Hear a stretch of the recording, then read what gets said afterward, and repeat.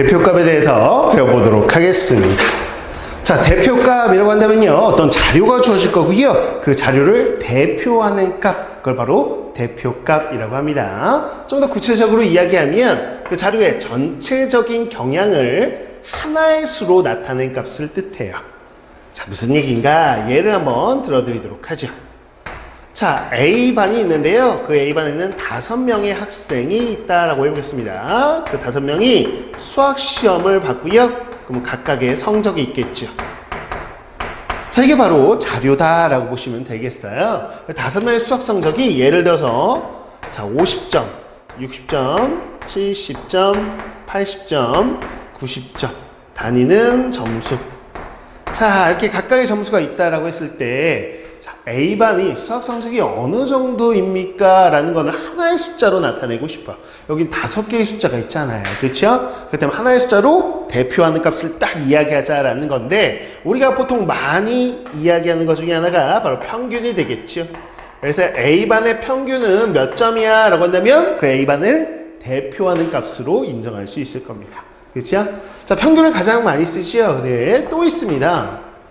중앙값. 한 가운데 값을 대표하는 값으로 이야기할 수 있고요. 최빈값, 빈도가 가장 많은 숫자, 그거를 이 자료를 대표하는 값이야 라고 나타낼 수도 있어. 그래서 대표값이라는 건 세 종류가 있는데요. 바로 평균, 중앙값, 최빈값, 이렇게 세 종류입니다. 그 각각이 무슨 의미를 가지고 있는지요? 이제 구체적으로 공부해 보도록 하죠. 자, 평균은 우리가 가장 즐겨 쓰기 때문에 많이 한 번쯤은 사용해 보셨을 겁니다. 보죠. 자, 대표값의 종류로 이 세 종류가 있다라는 거 기억해 주시고요. 첫 번째 평균이에요. 평균 구하세요 라고 한다면 우리는 전체 별량의 총합을 별량의 개수로 나눈다라는 거 알고 계시죠? 자, 앞서서 이야기했던 예를 한번 볼게요. 즉, 5명이 있는데 50점, 60점, 70점, 80점, 90점 이렇게 점수가 나와 있다라고 한번 해보겠습니다. 자, 이게 바로 A반의 수학 성적이라고 생각하시면 되겠어요. 5명이 있고요. 그럼 별량이 무엇입니까? 라고 했을 때요, 그 자료를 나타내는 하나하나의 숫자, 즉 숫자가 변하고 있죠. 그래서 변하는 양, 별량. 그래서 자료를 그냥 별량이라고 나타내는구나 라고 생각하시면 되겠어요. 자, 그럼 평균 구해보세요 라고 한다면 A반의 수학 성적 평균은요, 어떻게 구하시오?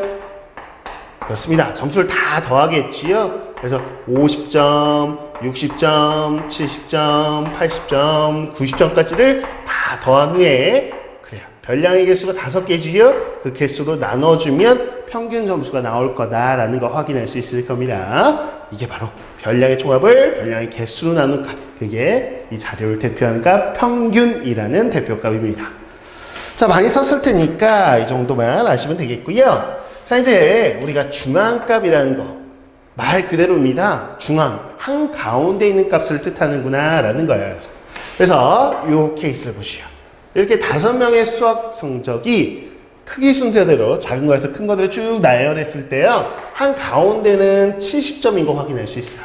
그렇죠? 그래서 이 70을 이 A반의 수학 성적을 대표하는 값으로 이야기할 수 있습니다. 그걸 중앙값이라고 한다라는 거예요.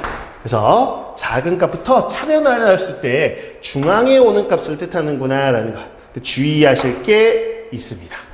자료의 개수에 따라서 좀 주의해 주셔야 되겠는데요. 여기 보시면 5명이지요. 별량이 5개예요. 그래서 별량이 홀수개일 때는요, 딱 가운데 숫자가 있습니다.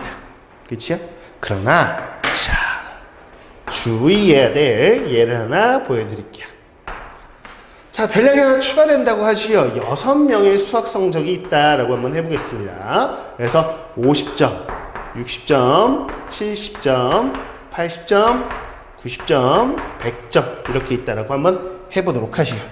자, 이렇다면 한 가운데 중앙은 누군가? 라는 게 고민입니다.